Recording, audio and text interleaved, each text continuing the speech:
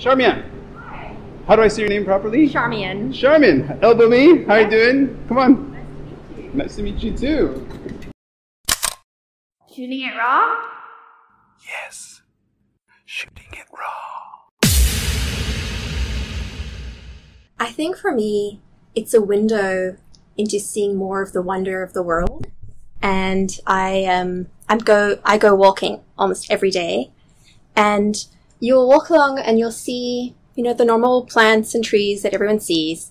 But if you pay attention, there'll be something very small, an insect or something. And then I take a photo of it and suddenly all this color and design and amazing, just this incredible creature just fills my screen. And so it opens this world to me in a far more detail than you would just with your eyes.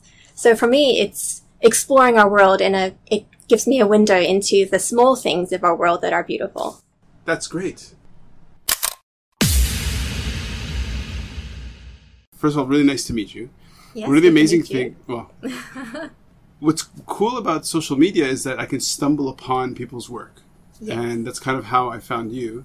And when I asked you to send me some photos, you sent me some. And from the image alone, there's this brightness and vibrance. Look at that smile. It's crazy. It's amazing. So describe the first photo. In it, you're in the water. It looks like you're wearing a wetsuit. Are you? No, actually, that's my coasteer gear. So they're just quite thick pants and a swim vest. And I have a bag on my back that holds my water. I have gloves on my hands. So during the pandemic, I started a new hobby with a friend, and we coasteered around the entire coast of Lantau. Oh, wow. So traveling on the coast, on the rocks, or ocean swimming. Wow. Around the whole coast. And it took us 13 weeks. We went every Saturday, and we did it in sections. Well, yeah. And wow. We finished it a couple weeks ago. Oh, wow. Yes. Okay. And so all of that protects us from the sharp shells and the rocks, because we are exiting and entering the water, and with the waves, sometimes, you get bashed into the rocks a bit. And so that is all to protect us. Wow. As we go along. This is a thing. This is like an activity. It's got a word, coasteering. It's coasteering, yes. It's traveling along a coast without the aid of a boat or anything floating, or, just literally climbing rocks. So fun. So fun. Oh, totally. yes. Yeah. So fun. Okay. So you're in the water. You're wearing your gear. You have this incredible smile. Your white baseball cap on your head. You've got a small backpack, which probably carries water and food. I can see you're wearing gloves, but what's amazing is in your hands I'm assuming that it could be a jellyfish, but it could just be a plastic bag because the color is indeterminate. But it looks like a jellyfish. Yes. With a very weird kind of air sac. Do you know what this is? What am I looking at? Yes, it is a jellyfish. Okay. And what was so amazing on our journey around the coast is exploring and discovering the amazing creatures and sea creatures and even the coastal creatures that you see along the way. And we had actually come face to face with some of these jellyfish and had been stung a number of times. The one time I was swimming along and I put my head out the water and I had jellyfish tentacles right over my face. Wow. Stung my lips a bit Wow. and made them all numb and strange. But this one was very close to the rocks, and I saw something inside it. And I don't know if you can notice, there's some brittle stars in there. Okay. And I was so curious. I actually just... Oh, yeah, they're babies, right? They're really tiny stars. Yeah, they're quite small stars. Yeah. I bumped the jellyfish and it just did this, it rotated in the water, and I thought, well, I have my gloves on. I could see that there were no long tentacles. So I very gently lifted the jellyfish up so we could see the brittle stars. And this is really fascinating because one of the things I also love doing is being involved in projects that scientists are doing. Mm. And so they ask for people to send in photos or videos. And there's a jellyfish project that's happening right now in Hong Kong. Oh, wow. And so I sent this to John, who's in charge of that project. And he said, yes, it's very interesting. These brittle stars, they hitchhike Oh, wow. on jellies. And I had never known that about That's jellies. amazing. And I did a bit of research, and I found a great word. I love words. And it's kleptoparasite. Okay. It's a parasite that steals food from its host. Okay. And so these brittle stars are actually eating zooplankton, Right. which is what the jellyfish eat. Like, do you have children? Yes, I do. They're kleptoparasites. In a way. I say it because I have a kid. No. Okay. I love it. It's a great word. That's awesome. Oh, it's great. I had no idea this was going to be the conversation. And look at that. This is amazing. I love it. Yes. I love it. So are these air sacs, or is it just actually just filled with water? I don't know. Okay. That's just the body of the jellyfish, the dome of the jellyfish. What was also really fascinating is we were sitting on a rock and we could see a jellyfish appear out of the depths of the water up to the surface, and then it just tipped itself over and dove down again, and then, and it came up again, and so it actually was navigating through the water up and down. Probably and to I never feed. thought of that with It's jellyfish. amazing. I always thought they were just kind of, moving in the water without any direction. Right. Yeah. This is great. Coasteering. I love this. Okay, so coasteering. Your accent, Australianish, New Zealandish. Where are you from? I'm from South Africa. South Africa, sorry. Shoot me in the head. Okay. But no, I have a Canadian accent. Canadian? And I lived in Sydney for 9 years. A Canadian accent? Canadian. Really? Yes. Slight Canadian. What part of Canada? Vancouver. Really? Yes. You lived in Vancouver? Yes. How long? As a child. 4 years. 4 years. But as a Canadian, okay, your accent is it is very thin. It is very thin. It is not very strong, but I have a blended accent. It's awesome. It's an international accent. Right. Well, like your name. So your name, Charmian. Charmian. You're the first person I've ever met with the Okay. name. So, yes, not many. what does it mean? Gift of joy. Gift of joy. Of course. Gift. Yes. Yeah, because you said that. In what language? Gift of joy. It's Greek or Hebrew. Yeah. Oh, really? Yeah. Nice. Shakespeare used it in one of his plays. Nice. Yeah. Sweet. It's unusual. Your parents sound very interesting. Let's talk about your parents. Okay. Yeah. They're in South Africa. They live in a beautiful, tiny little village right on the sea, on the river mouth. Mm-hmm. And it's a beautiful bay. The whales come in. Oh, nice. So you can actually hear the whales from the house. So are they, like, you sound somebody very connected to ecology and natural history and that kind of stuff, because clearly you're doing this coasteering. You're aware of, you've talked already about liking to notice the small things in terms of the animals around you. In describing where your parents live, you're talking about the landscape and about the connection. So what did they work in? Like, where does this huge vein of who you are come from? Well, I think both my parents love beautiful things and the good things in life, and they've taught that to me. Okay. And my mom is intensely curious about life. She's a gardener, and so I grew up loving plants and flowers. She was born in Rhodesia. Oh, okay. By the way, and there wasn't a lot of rain. And so I remember in Canada, as a child, my mom would just sit by the window and just watch the rain. Because she just loved rain. For sure. And so now, if it rains, I love rain. So people say it's a horrible day, today it's raining. I'm like, oh no, I love rain. The past week has been fantastic. It has been, yeah. And my dad has always taken photos and of birds and, things around us. Right. And so were they the ones who also introduced you to photography, or how did you get into photography? Well, my dad gave me a camera. Okay. Yeah. And so I've just been, it's just been an interest of mine. Okay. And I think it's something, it's a bit like, anyone can put paint on a canvas, but it takes skill and effort and, that bravery and courage to put yourself on a canvas. Okay. And I think for me, a camera is a bit like that. Mm-hmm. Anyone can just click a button, take a photo.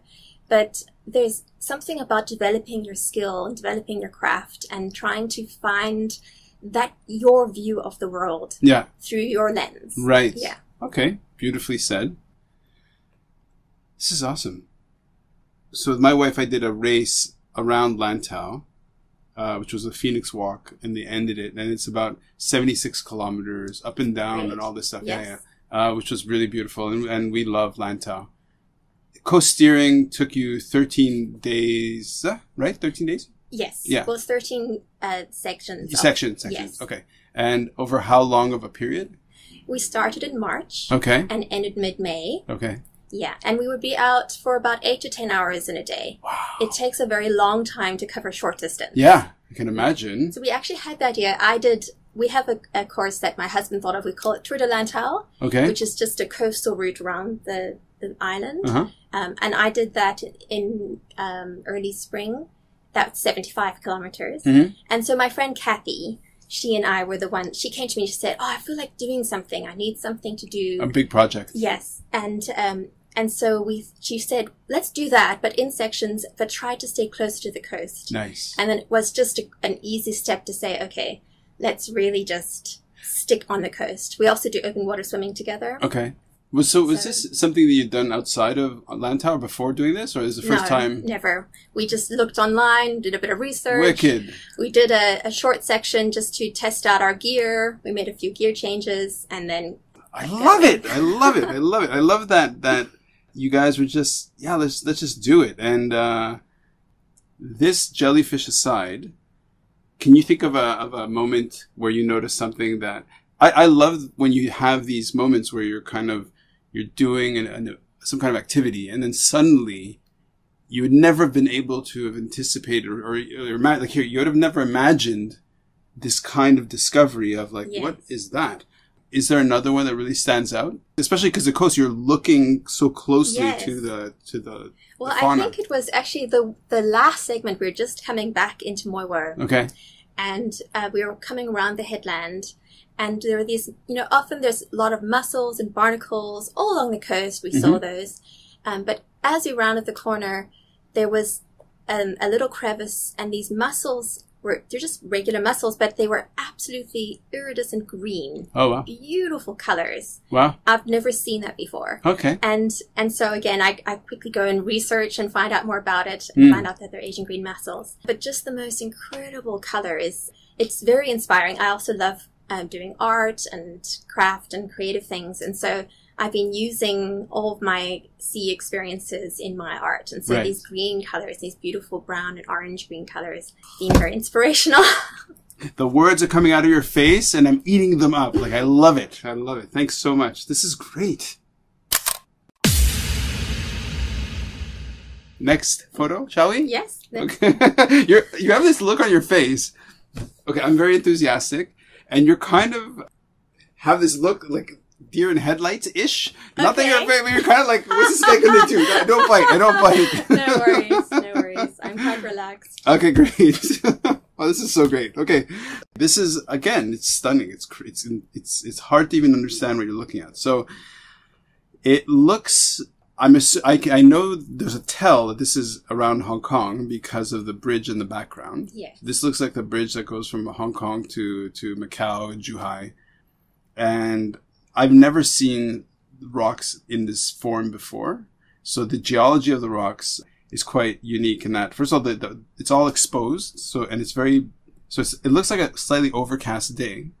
And so even though the rocks have no plants or anything on it, but they're all exposed rocks in the sense that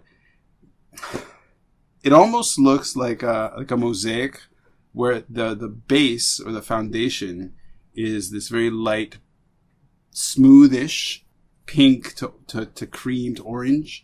And on top of it, like somebody had placed these, it's really hard to describe. You have to go to look at the photos because it's amazing. It's this raised stone, looks like sandstone that's been kind of, you can see the kind of layering of the sandstone, and it almost looks like the scales on a lizard or something. So what am I looking at? So this is a rock that we found on the section from Tai O to towards Chongqing, and we were just astounded at the rocks. And so one of the things we found when we were going around the island is how the rocks changed.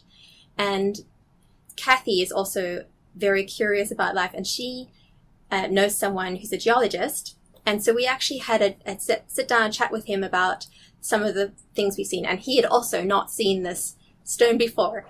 But this is just an example of some of the incredible, beautiful rocks that you can find along the coast of Lantau.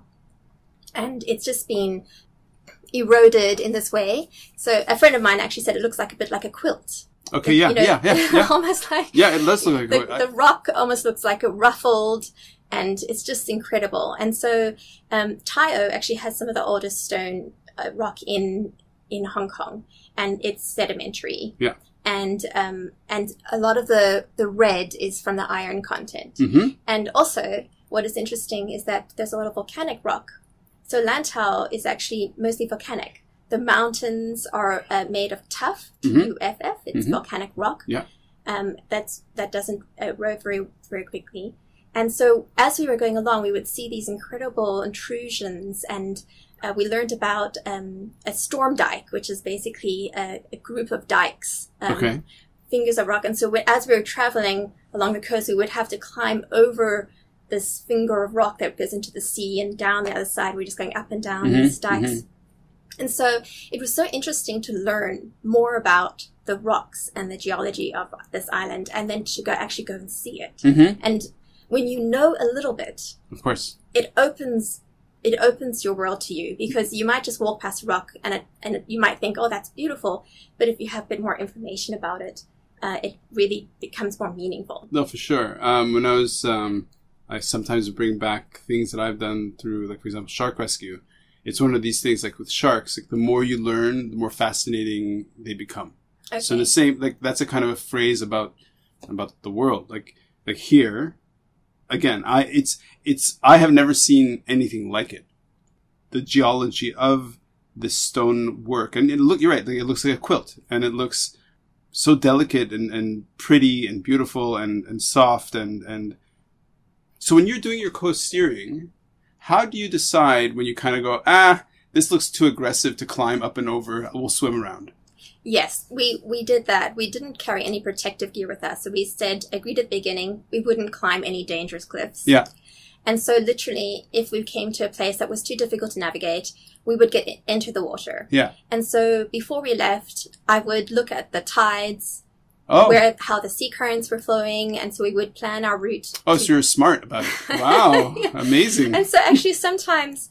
Oh, it was amazing. Sometimes we'd have enter this current that was flowing quite fast. Okay. And we would just literally be swept up the coast. Wow. Just looking at the beautiful view around us. Just floating by. Just floating by. Wow. Yeah. So, and there were some times where we were, having to navigate more in the rocks. But yeah, so in and out the water all the time. Wow. Wow. If somebody listened to the podcast a lot, they'd be like, this guy says wow a lot, but I'm really stunned. I love this. This is really great. Okay, next image? Yes. Sure. Thanks. Now this is, I've seen, so it's a photo, it's a close cropped shot of a kind of a violet running shoe. I would say it's like a Nimbus, A6 Nimbus model. Am I right? No. Okay. Okay. So it's a nice violet. So the nice running shoe. You're standing, or the foot is on top of a mud mound, I guess. So you can see a little bit of the mud underneath in the grass. And you can just see in the background and really kind of very distant, out of focus. Maybe it's a sky, maybe it's some buildings. It could be Tungchung. I don't know. But the point of the image, the whole crystal clear, perfect beauty is of this butterfly that is resting on the shoe. And it's, speaking of mosaics, it looks like it could be like the wing pattern looks almost like a mosaic, or like the stained glass window, and it's this beautiful warm brown and orange and cream, and black. And these butterflies I've seen before are incredible. They're such pretty butterflies. And I think you're going to tell me a lot about it. I have a feeling that you know a little bit about this thing. There's a story to this Okay, one. Of course. This is called a map wing butterfly. Map wing. And you can see now you know its name, why it's called that. It really looks like a map with all these beautiful lines. It looks like it could be river lines. And just, it really is a stunning butterfly. Yeah. And when I saw this butterfly in a book, I was immediately captivated by it. Uh-huh. I have an absolute intense love of maps. Mm-hmm. And I think it ties in with my your love face of travel. just communicated your love of maps. I love it. Yeah. Yeah, love of travel and exploring. So when I saw it in butterfly form, I thought, oh gosh, Amazing. I want to see this. Yeah. And so about 3 years ago, I've been running with a friend, going up Lantau Peak, and I saw it. Nice. And I was absolutely astounded. It was as beautiful as I thought it would be. Yeah. And I almost took up my camera to take a photo, but then I just thought, no, I'm just going to embrace this moment. Nice. And just enjoy the butterfly without trying to take an image of it. Yeah. And so that was then. And then I had seen this, I wanted to get a photo of it. I'd seen it a number of times over 3 years. Okay. But had never been able to get a good picture of it. Mm-hmm. And so it was almost like, when am I going to get this picture? And there's a movie, The Secret Life of Walter Mitty. I don't know if you've seen it. Yeah. I love that movie. Uh-huh. And in that movie, Sean Penn, the photographer, he chooses to stay in the moment and not take a shot. When he'd gone up to the Himalayas and, but he decided to stay in the moment. Yeah. And so for me, this butterfly symbolized all that for me. And so this was actually I went for a run up Sunset Peak. Mm-hmm. It was a very rainy day. You can see all the mud. Yeah. And so my shoes were completely soaked, been running through the streams. And I saw this butterfly on the way up. Okay. And I had stopped about half an hour waiting, trying to find.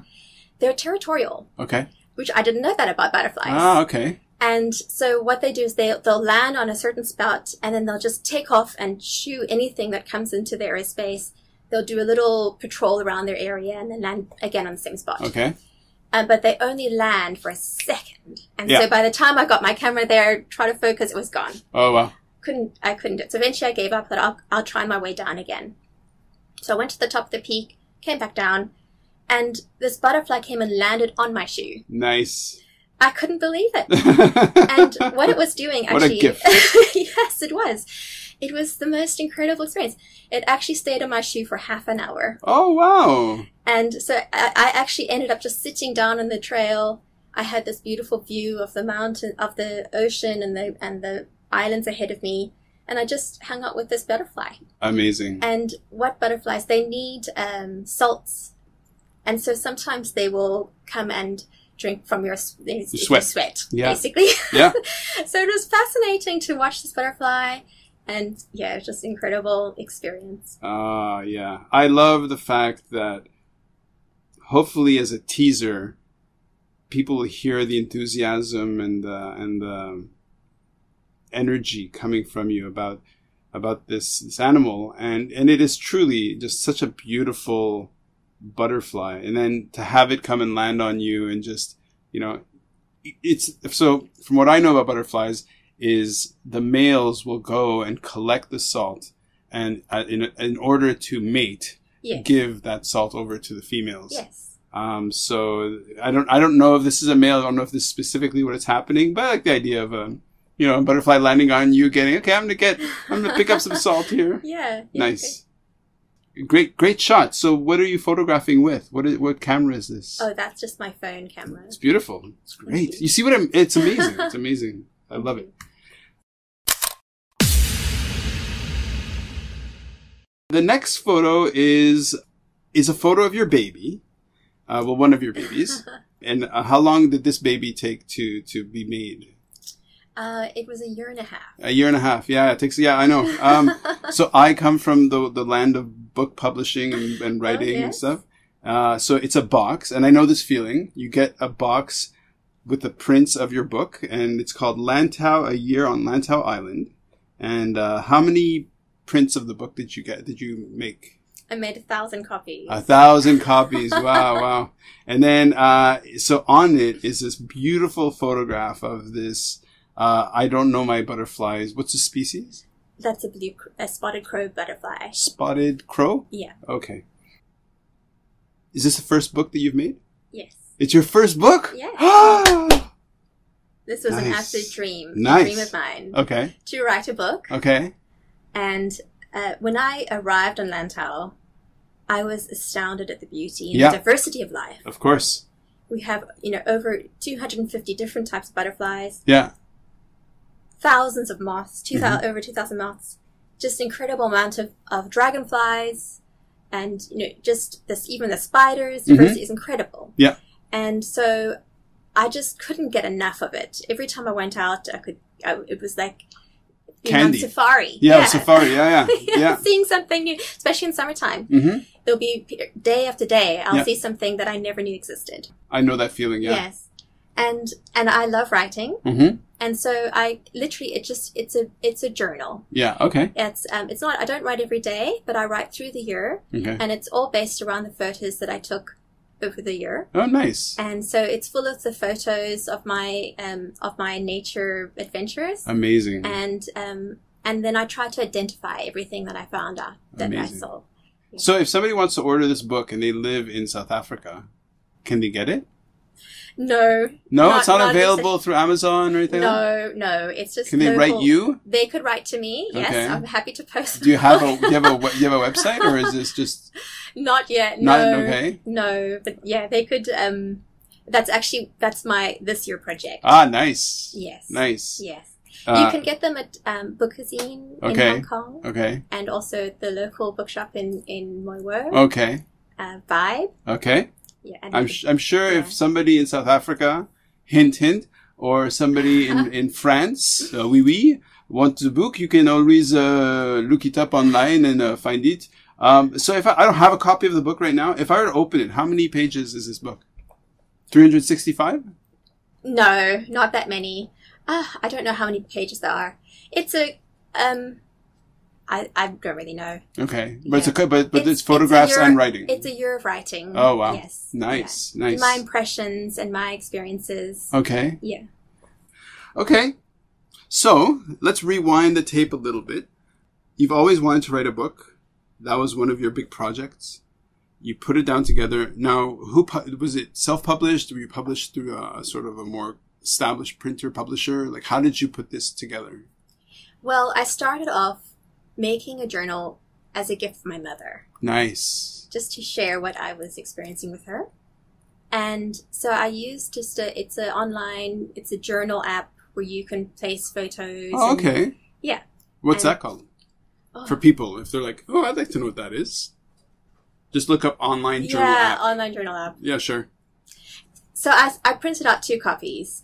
Okay. Because it was quite expensive. Right.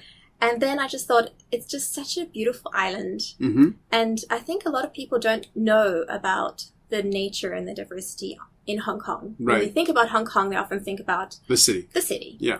And so I think it's really important to share this knowledge. Right. Because I think when people know about it, they care about it more. Of course. And that often helps in protecting it. Yeah. Yeah. And, for example, even the rocks that we saw on the island, I think, a few years ago, people were trying to motivate for a geopark in that area. Okay. And that didn't happen. But I would love for that to happen. Yeah. Because I think it's so important to protect what we have. And so one of the things I love doing as well is sharing knowledge and educating people. And so I decided, well, I have all this, I have the book already. And so I actually just used a local printer around the corner from your office. Oh, nice. And I just ordered 1,000 copies. Amazing. And so I started up, actually, the owner of Vibe, it's a small bookshop in Moiwo. His name is Gary. Mm-hmm. And he is actually quite an interesting person. He has over 50 local authors. He sells their books in his shop. And he seems to gather, musicians and writers, and it's a bit of a hub. Yeah. It's a small little shop, but it's a bit of a hub of creativity. Mm-hmm. And so that's where I launched my book. Nice. And I did a book talk there. Nice. And yeah, that's where I started. And he was just very encouraging. Wicked. So yeah, and then I got Bookazine also took my book, so that was encouraging to me. That for sure. Yeah. I think, okay, so from my own experience in terms of professionally, okay, so right now For want of where to record, and because I was lazy, I didn't feel like going out to Lantau. I said, why don't you come to the office in Wanchai? And you said, oh, I have to go to Wanchai anyways. So right now we're at the office where I come and work a lot with Po Chung. And so all of this around us is his office. So he formed this company. And like I said, when you open the door and you look at the signage, it's like Good Life Initiative. You know, it's quite an interesting setting to have this conversation. And what people don't understand is right now we're seated in a room. It's filled with boxes filled with books. Yeah, so right now we're on the 10th floor. When we look out the window, what do you see? How would you describe what you see when you look out the window? Well, how would you describe the scene? The scene? Yeah. Yes, it is absolutely jam-packed with all sorts of things. You can see a lot's going on here. There's a beautiful plant in the window and some lovely calligraphy that I'm appreciating. And yeah, then a bit of a grey sky after all the rain we had yesterday. And an interesting building. So I love geometric shapes, so I appreciate that. Yeah, it's very much Hong Kong, for sure. So we came up here. I set up our little talk. We're looking at the photos on the laptop. So part of my work here has been to put together books, to write books, to publish books. And so I know the journey that you've gone through to sort of... Every day you go and you're taking your experience of going around, you make the photographs, you come back, you sit down, you reflect, and you start stringing out that into a narrative that you're going to share with other people. So you said that you're really into educating or helping or using education in a way. So how does that shape other areas of your life? Like, are you a teacher? Or are you like... How does that manifest? Well, I homeschool my kids. Okay. Yeah, so, actually Joel has already left home. He's in uni in Sydney. Okay. And my girls are still at home. But the other thing that I love to do is I've been to some schools and I've shown them my book. And I've talked to them about the things that I've seen. Right. And so actually one of my absolute favorite stories is I went to a school in Discovery Bay. And I showed them mushrooms that looked like potatoes, and caterpillars that looked like a snake, and a beautiful, huge moth, the size of a dinner plate, beautiful a pale mint green with moon markings, like a moon moth, moth. And I showed all these incredible creatures to them, and then I played them a recording of a barking deer. Nice. So, yes. So a barking deer has a very distinctive, sharp bark. And if you're not aware of it, it can be quite a frightening sound in the bush. You wonder what it is.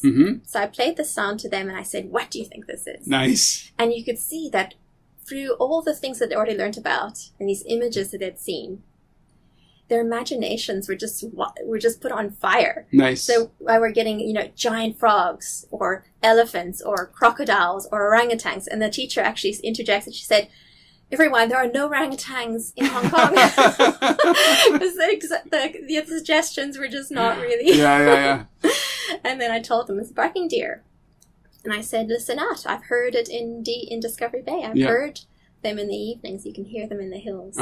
So, yeah. My barking deer story in Lantau is the first time I used to live on Lantau. I used to live in Changsha.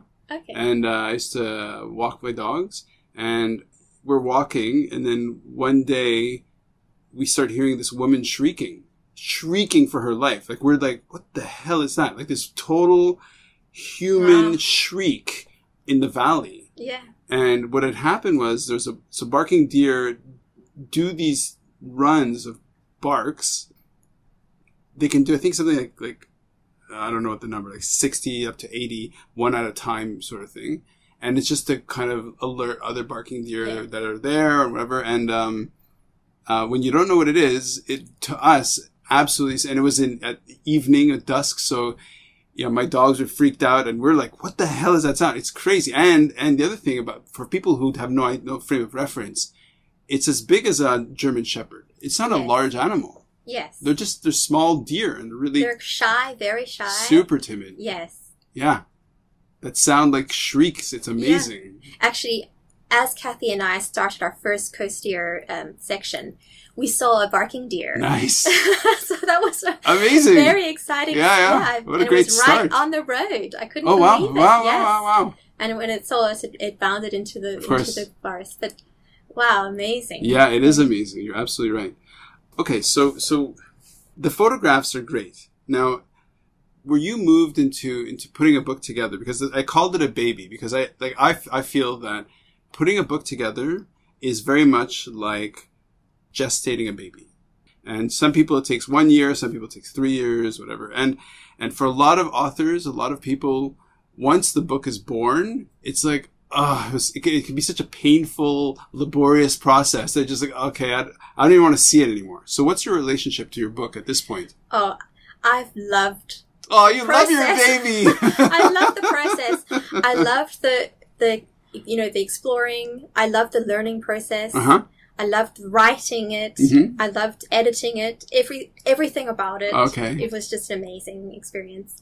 It was an absolute learning process. Mm-hmm. I had never done it before. And, I just thought, I don't know how to do this if I just have to take one step and just go for it. Yeah. And it is quite a thing to share with people your own thoughts. Yeah. And so that was for me quite a step of courage for me to do that, to do that. But I just thought, I don't want to regret and not do things because I'm afraid or, And so looking at it now, I think that there's definitely things I could do better, but it was like an eye offering. Mm-hmm. And I just absolutely, so it is a precious thing for me. Yeah, it's like something that I still celebrate. And, of course. And, when I see that butterfly, I just absolutely love that butterfly because it's connected to my book. I have to say, I'm disappointed that I don't have a copy here. I actually have brought you one. What? I love it! Great! I love it. You are awesome. Okay, hold on. You delivered. I love it. I love it. It smells like a new book. I love it. Discover the wonders of Lantau through Charmian's journal. And then inside, a quick breezy leaf. Lots of beautiful photos. Text, writing. I love it. Thank you. Okay. Yes. I'm going to pimp the hell and bejesus out of it. This is great. So is there another one? Is there a volume 2? I have ideas. I'm always full of ideas. I'm never doing that again. No, I don't think I would do the same format. Okay. I have another idea. Yeah. And I'm working on that right now. Awesome. And so it's also it is based on Lantau. Okay. But it's not in diary form. So it is literally just, I'm working on the writing and working on, different ways of how to share information. Through illustrations or through photos. Right. I recently bought a camera with a nice lens. So great. I love it. So this has been a huge challenge for me to learn how to use macro lens. This is so great. Yeah. I love seeing how different people, like one of the people I had on the podcast, she was also not really thinking of herself as a photographer, and then she started making photographs of spiders. And I think professionally she's a barrister or a lawyer, I think.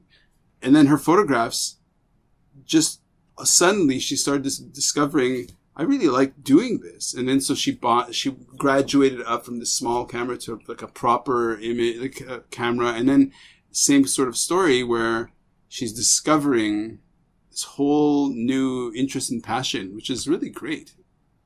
So you want to mention which camera you're got and you're graduating to? Yes, what did I get? An Olympus. Okay. OMD. Yeah. 10. Nice. With a is it Zico? I never know how to call it. Zico lens. Yeah. Lens 60 millimeters. 60. Yeah. Nice. Yeah. Which is actually very good. It's a very decent lens. It's nice. It's a beautiful lens. Yeah. What I did is I actually know the person that you just spoke about with the spiders. Right. And she's inspirational. Yeah. And we've gone on walks together. Okay. And, I know her last name. Is it Sarah or Sasha? Sasha. Yeah. So I'm very bad with names. No offense. Gerald, right? Your name's Gerald? No. Sasha, yes. Okay. She's inspirational. No, she is, yeah. And I love that the both of you just kind of like, we're good. Yeah, because at this point, the mechanics of photography has been reduced so people can just explore their expression, right? Yes. Yeah. And the other thing I absolutely love about Hong Kong is that there's a wonderful network of people sharing information. Mm-hmm. And so sometimes I'll take a photo of Spider and send it to Sasha and say, what is this? Yeah. If she doesn't know, she will then send it to someone else. Right.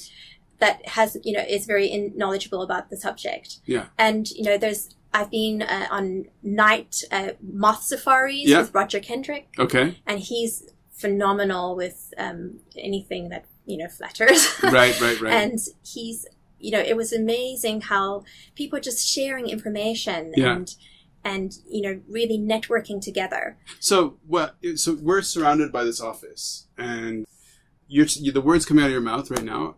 So what I've done with Poe, Poe co-founded DHL. So DHL is just humongous. I'm sure if you look around the room, you're going to start seeing some DHL colors. And for example, why is that a DHL cat there? So he was one of the, so I've worked with him for 15 years to articulate and identify what was the magic about what he created, right? And because ultimately DHL doesn't make anything. It's just a courier comes and somehow this network around the world was created in 1972 when they started, right? We really dove into that. And so, for example, on that poster board are just identifying, in Chinese you can see, but some of it is in English, and just try to understand what are the different, all we do is we sit around and we talk and we try to dive into what is this thing that is a network, a service network. And so, for example, speaking of books and babies, this is one of the babies. If you want, I can give you that one. Thank you. You're welcome. So what I would say, after the years that I've been looking at this, is that this network of people isn't unique to Hong Kong. Hong Kong is really crazy and unique because everything's so dense, right? It's really easy to, just around here, it's just so packed, and that's what makes it quite unique. But I'd say anybody around the world is your connection and energy to other people is it's always there. Sasha is always there waiting for you. And then all of a sudden you guys connected, and all of a sudden there's that sharing. Yes. Sorry to lecture at you. No problem. I agree. Yeah, I absolutely love the connections. You just never, often the surprising ones. Well, you just came into, so me as just a normal human being, I welcome you into here. The first photo of the jellyfish, I had no idea that you have these really delicate starfish just hitching a ride, mooching food. Amazing. Yeah, incredible. The brittle stars. Yeah. Amazing. That has been my experience of my time on Lantau, is that the more you delve into things, it's just these incredible stories that just pop out. I was running up towards Tiger's Head, and I saw a little bee in the flowers, and it was, instead of the regular, yellow and black stripes, it was rainbow colored. Oh, wow. And so I just stopped dead in my tracks, and I thought, how is it that I haven't known the existence of this bee before?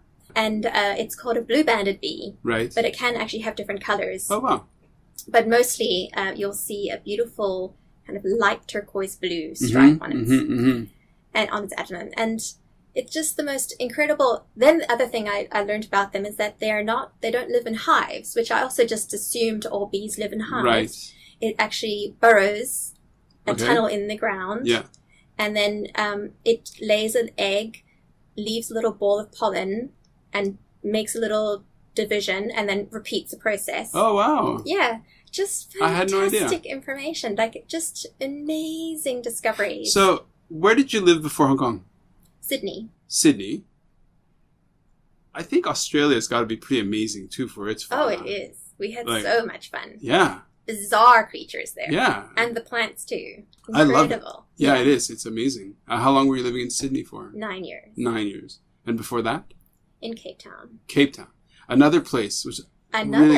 Yes. like The dramatic. fynbos there is the most diverse plant kingdom in the world. Oh, okay. Yeah, just incredible beauty. So you said earlier that you like to participate in these things where you end up, I think you said this, I thought you said this, that you go and you participate maybe in volunteer or whatever, and then pick up and learn scientific information as you go, right? Yes.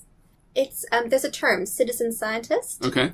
And so the idea behind it is that just anybody can be involved in science. Yeah. And so there's an app called iNaturalist. Yeah. And so I use that a lot where I upload, anybody can just upload very easily an image of something they see, Mm-hmm. and then you'll have experts who will identify it. Right. So it's exciting for me to get the information of what I'm seeing to learn more, but it's also wonderful for the scientists because they have a huge amount of information. Yeah. So you just have thousands of people all uploading images over, it's worldwide. Yeah. And actually, just recently, they have a weekend challenge, The city one? challenge, Yeah, yeah. yes, to see how many different species can be recorded in the course of a long weekend. And so we're all out there, hour after hour, taking photos of every single thing that was, moving, Yeah. or not moving, anything living. So it was just, I think it's just so interesting for me to be a part of that in a small way. Yeah. In Sydney, I live near a marine reserve, and I volunteered there. And one of the things we did is we would go there. We would just watch the bay to make sure that no one was fishing. Okay. And we would educate people Mm-hmm. about what was, and we would speak to the divers and say, what did you see today? And then we would put up pictures, photos on a board of what had been seen in the bay that day. Oh, okay, nice. And then people would walk along and we'd explain to them, it's a marine reserve and this is what's been seen. And so it's just sharing information and being part of the caring for our planet. That's in a small way. Fantastic. One thing that maybe you could do when your children are off in university and you have the time. So Delian and I, we had participated in this thing called Biosphere Expeditions. I don't know if you've heard of them. No. So you pay to vacation with them for 2 weeks, but you have room and board, but you go out with researchers to collect data. And so in our case, so they have different ones like Macaw, because what they realize is collecting data, you don't need a PhD to collect data. Yes. Like temperature and water pressure, all this stuff. But you need the scientific, the PhD to do the analysis. So we would do the field research. So we were about, 15 people who would go out every day onto boats in the Azores, and then we'd go out, do a whale and dolphin field work. Fantastic. So just collecting all this research, and it's one of those things which I'm sure you've had where you go out, you don't know what you're going to see, and suddenly it's almost a mystical experience. Yes, it's so powerful. I know exactly what you mean. Yeah. Yes. So in terms of your own evolution and your own maturity and sort of development, how would you kind of articulate the ingredients or steps or mindset that you need to have in order to kind of step out? Because like you said, you use the word brave. I think you use the word courage a bit to have the courage to, I'm going to write a book and I'm just going to do it. So what kind of advice would you give or could you give to somebody who's thinking about, I'd like to, but I just have this inertia? Right. I think actually one person that inspired me is actually it's based on a movie called Maudie, and it's a true story of an artist in Canada. And she had a disability, but she had this desire to paint. She had to paint, and she had huge problems to overcome and terrible adversity, but she just continued painting. And there was one person who recognized this aspect of her. And I think that it's important to know we all have something to give to this world. And I think it's easy to look at other people and say they are so much better than me. Right. And you never feel that you can actually open up yourself and give what you have. Okay. And so with this lady Maudie, people recognized her art, and now she's a well-known artist, and her paintings are sought after.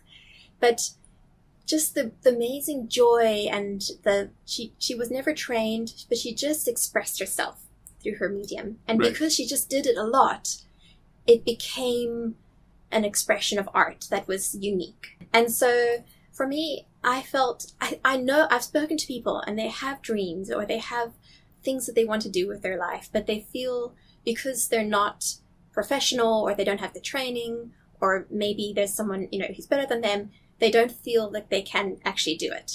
And so I just think it doesn't matter if it's not perfect first time round, or, everyone has a learning process. Sure. And so, even with the greatest artists, even their learning process is now valuable. Yeah.